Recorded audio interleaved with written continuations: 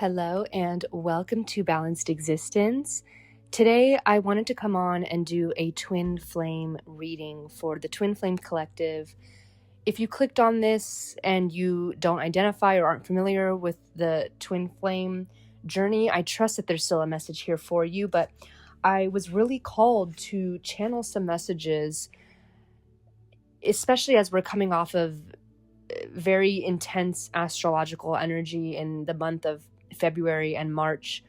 Of course, whenever you're watching this is a timeless message of guidance for you, but I was called to channel on some guidance to help keep the Twin Flame Collective optimistic and inspired and remind you of this inner knowing and this confirmation of security that you are destined for, even in the times of hardships and challenges, and especially the egoic spirals that often repeat in cycles and can feel never ending or feel like they aren't getting any better. But ultimately, you are spiraling upward. And every loop and karmic cycle that you endure in this twin flame journey with this specific person is contributing to the evolution of your soul, to the growth of your soul. And it's all part of what you came to Earth to do. This is not to spiritually bypass and say that, any disrespect or unhealthy behaviors in the twin flame dynamic are acceptable, but this is to show you that you do have the power to choose a perspective of learning. I'm hearing lessons learned. So it's not to say that you're destined to end up with this person, or that you're even destined to want to end up with this person. It's all to say that every lesson is serving a purpose. And so if that can shed a little light and give you a sense of security and comfort, then I hope that this message finds you and resonates with you. So let's pull some oracle and tarot cards and see what specific guidance wants to come through. So we have the oracle card Prosperity coming through. And yeah, this is exactly what we're saying, is that good things, blessings, positive opportunities, abundance is meant to find you. And we talk so much on this channel about the manifestation mindset that we always have the option to embody. So when you focus on the positive, when you do the things and think the thoughts that allow you to feel good, you are aligning yourself with the vibrational match of joy. And this is what's therefore going to attract more joy and positive things and prosperity into your life.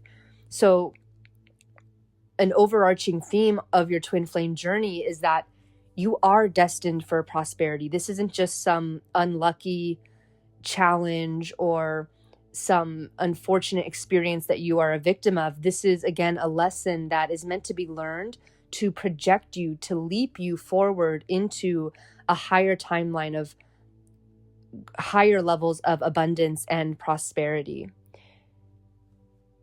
We also have the humor card coming out. So there is a need for you to have a more lighthearted approach to this situation. As you know, the twin flame journey's purpose is ego degradation. It's about being able to navigate life with the wisdom so that you don't allow your ego to spiral, and so that you're not swayed by external circumstances or experiences or people. And so the humor card is coming through because it's about being able to laugh at yourself, to laugh at your journey, to lighten your heart and to lighten your perspective. So if you find yourself replaying scenarios and experiences that cause you to feel those negative vibrations like sadness, anger, shame, fear, we can accept and release those emotions. It's not to say we shouldn't be feeling those or that we should be emotionally bypassing them, but it's to remind yourself that with the snap of a finger, you do have the choice, and it may feel difficult, or it may feel like you don't have the choice, but with enough practice, it will become apparent and even obvious that you do have a choice to choose to perceive the joy in life, to choose to perceive the humor in life, to choose that surrendered approach, so that, again, you're not spiraling with your ego, and you can recognize that you have the choice of happiness and joy and feel good emotions at any given time, and nothing external to you can take that away from you. And so when you truly embody that at your core, which I'm feeling that this collective is really on the brink of mastering this skill, you can alchemize those negative stories, the narrations that we repeat in our mind about how unfair things are, or how we don't deserve things, or how worthless we feel. Like all of these negative spirals that your twin very well may have sparked or triggered in you through your experiences with them, through certain resistance that you feel throughout the cycles of this dynamic. These are beautiful lessons, these triggers that are meant to present you with an opportunity to either spiral or to look at it in a lighthearted way without the ego and without this sense of attachment or scarcity mindset. And, going back to that concept of feeling at times that you don't have the choice because those neural grooves feel so deep, they feel so automatic, where we can so quickly jump to those negative frequencies. But if you can even just feel an ounce or a degree lighter of a higher frequency, then you are on the right path to spiraling upward and, stepping away from the egoic spiral and moving closer towards joy. So, this is a reminder to not have this perfectionist approach where you have to go from complete fear, shame, guilt, sadness, anger to complete joy, love, peace, enlightenment. It can just be a small step forward. We also have the oracle card Dreamer. So it says, your dreams have chosen you. Find fulfillment in pursuing your destiny. This is the magic of life. This card is definitely coming through to remind yourself that your soul's journey, while it came here to learn these lessons through the twin, the twin is still ultimately a separate being from you. And at the end of the day, at the end of your life, like I say often, your spiritual journey is for your soul, your body, your mind, your consciousness. And so remember that the magic of life is not reliant on some external person or relationship. The magic of life is through the journey of what you learn through these relationships, as well as the other things that your soul enjoys in life, your hobbies, your interests, your passions, the things you love to do in life that you pursue.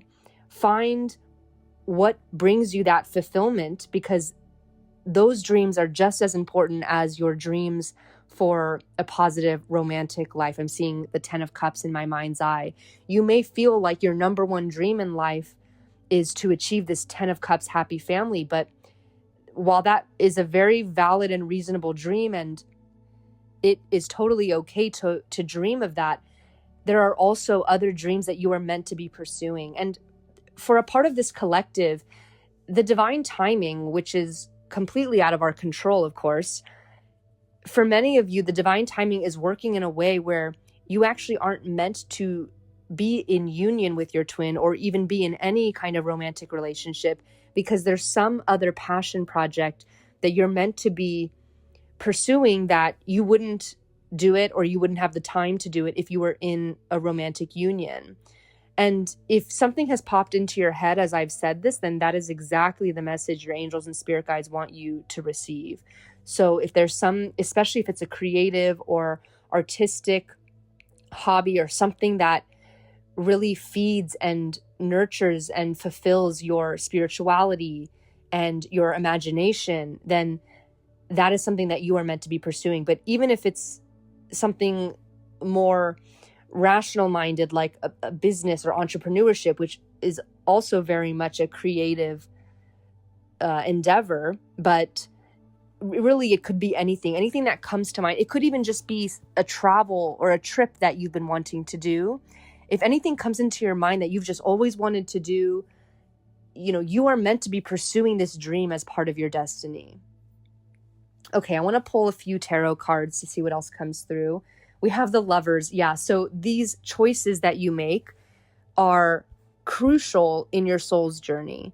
You are meant to be thinking about the big picture, thinking about what your passions are, and acting accordingly, rather than, basing your life choices, your lifestyle, your actions that you take, your passions that you pursue around a specific person. And I say this because, for the twin flame journey, a lot of it can result in these feelings of obsessive thoughts about the twin flame, or feeling like you won't be able to be fulfilled unless you're in some kind of union. So if you are at that kind of egoic part of your twin flame journey, there's no shame in it. It's a completely normal symptom or experience of the twin flame journey. But the Lover's card is coming out here to remind you that you have so many choices in life, and they don't have to relate to your love life, your romantic life, or this specific person or twin flame.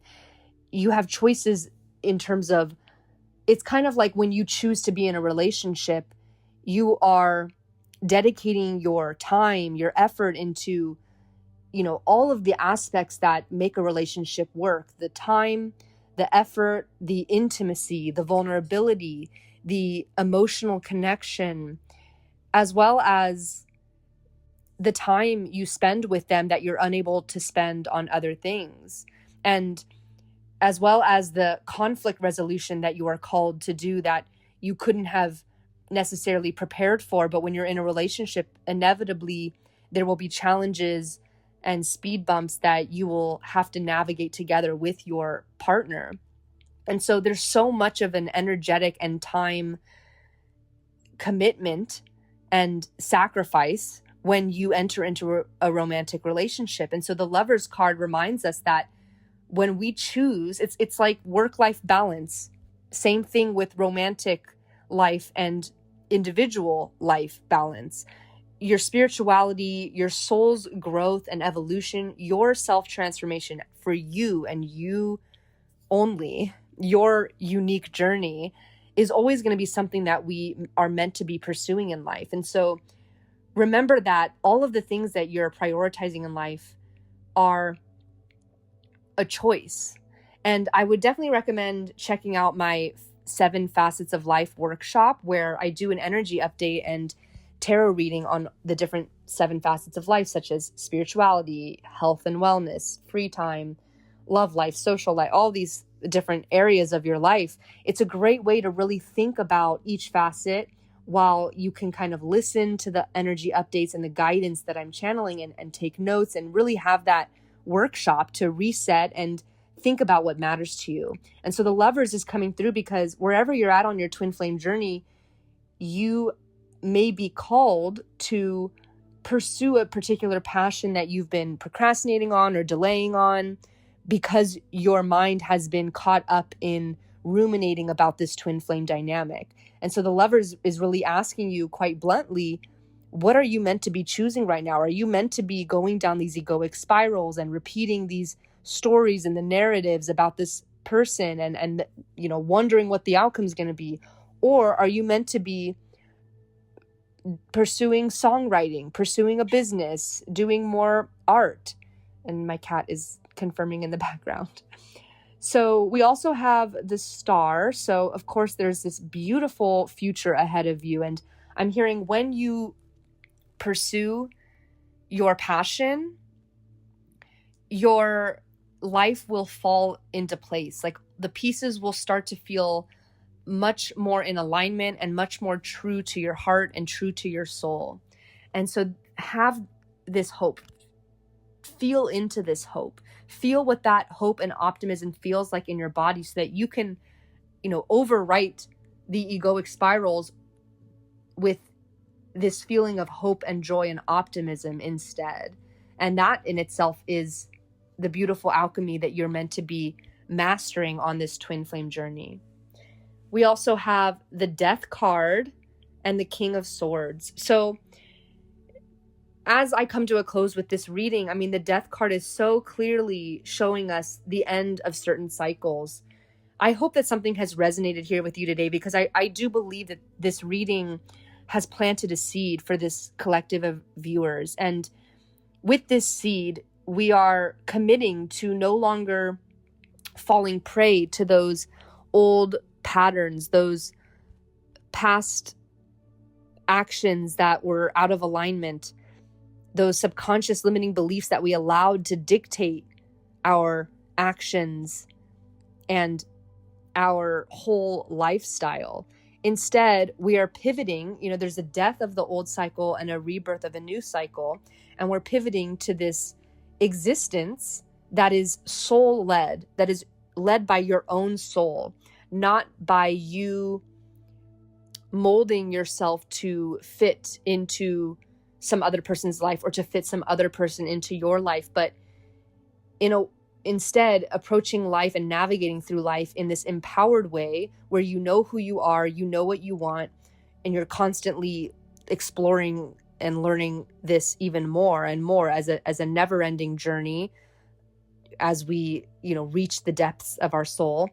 And when you are in that vibration, you will by default automatically attract those that are aligned to you. So you don't have to work so hard to be compatible with something that, or someone that your ego thinks that you need to be compatible with in order to have a sense of self-worth and value, which are old, unhealthy ways from your past. And then with the King of Swords, I'm picking up on this divine masculine. This could be your inner divine masculine. Of course, I always intend for these readings to be focused on you and your journey and the guidance that you need to hear, for your own soul's evolution, and not predictions or outcomes about external circumstances or people. So take it as it resonates. The King of Swords could represent the divine masculine, whether that's you or your significant other or specific person or twin flame. Or this could also represent your inner divine masculine, because, as I've said many times on this channel, the purpose of the twin flame journey is ego degradation. And as a result, we achieve union of the inner divine feminine and inner divine masculine. And regardless of gender, these don't need to correlate, but your inner divine masculine is the structure and the discipline, because this really is just speaking to the element of duality of the world that we live in. And so while on one hand, you want to have those healthy masculine traits of structure, discipline, decisiveness, taking action, that's the doing. You also, that provides the container for the other side that you also want to have, which is the divine feminine, which is the reflection, the intuition, the feelings, the being. So with the King of Swords coming through, there's a message of not neglecting or bypassing or criticizing those masculine traits that may trigger you. So for a lot of this collective, we're working with divine feminines that maybe were in survival mode for many years, maybe having to overly exercise their masculine traits to the neglect of the divine feminine. And so there may have been a shift where you overly prioritized the divine feminine, kind of like as an overcompensation for all of the years that you were in overdrive with the masculine traits. And this may be something that you're experiencing right now or something from your past, but the divine masculine coming through with the King of Swords, this is the air element, which is also a masculine element. And we're working with the king here, which is, of course, a masculine archetype. And so this is really all about your mind, your intellect. This is like your reason, your rational brain, your logic. And the message here is, on this journey of that you may be on of getting back in touch with your feminine or maybe for the first time ever getting in touch with your feminine, do not neglect the value and the benefit that the mental King of Swords can bring to you, that the masculine archetypes can bring to you. So it's a great check-in right now of, where you're at in terms of exercising both ends of the spectrum of this duality. And we all go through seasons and ebbs and flows. We're not meant to be perfectly in 50-50 balance at every given moment, but maybe take a look and reflect on this season that you're in over the past year or over the past few months, or even just the past month, or even you can do this on a weekly basis of, have I been in a predominantly feminine energy or a predominantly masculine energy, or have I been navigating it pretty well? So an example of this is like, let's say you want to start working out more. That's obviously going to require discipline, structure. You're going to need some kind of routine that you can stick to, which will require you to have discipline even when you're not in the mood, even when you're not feeling like you want to do it, right? That's very much masculine energy coming through to allow you to achieve this goal. On the other hand, we don't want to burn out and get to a point where we don't listen to our body, which is, of course, the feminine, and we just keep going, and then that leads us to burn out or to get sick. So we still want to listen to our body, and especially if you're a woman who has a menstrual cycle and you do cycle syncing, you'll understand that there's different phases of each cycle that are more or less a good time to partake in more intense exercise versus like if you're in your menstrual phase, like on your period, you may want to do lighter activities like stretching or walking. Whereas when you're in your follicular, you may be able to do intense cardio or weightlifting or things like that. So there's an element that the feminine needs to come in to say, okay, this is how I'm feeling today, and this is what my body needs. This is what my body is capable of. But then there's also the masculine aspect that says, okay, like we're not going to skip more than 2 days. Like we need to at least go for a walk. We need to at least do something to move our body because this is the structure. This is the discipline that we need to stay on track with our goal. So that's just kind of a simple, random, easy example, but you can kind of see how everything in your life, your job, your routines, how you approach your love life and your friendships, how you live, your entire lifestyle is composed of these different ways of showing up and these different ways of doing versus being. So I just wanted to kind of like call out the importance and the benefit of this mental masculine energy. And so we talked about it right now in the sense of your inner world, but I also just want to call out, if this is resonating for you in terms of your divine masculine counterpart, and maybe there's this resistance or blockage between you where you feel like they don't really understand your emotions, or you get triggered by their overly rational brain, this is a call to try to see both sides and really come to that balance and compassion and acceptance. So you may be being called to reflect on that and seek more balance and understanding, and that's going to achieve greater harmony and union externally as well as even internally. So this is what I have for you. Thank you so much for listening. I would love to hear from you in the comments what resonated, and I will see you on the next one. Bye.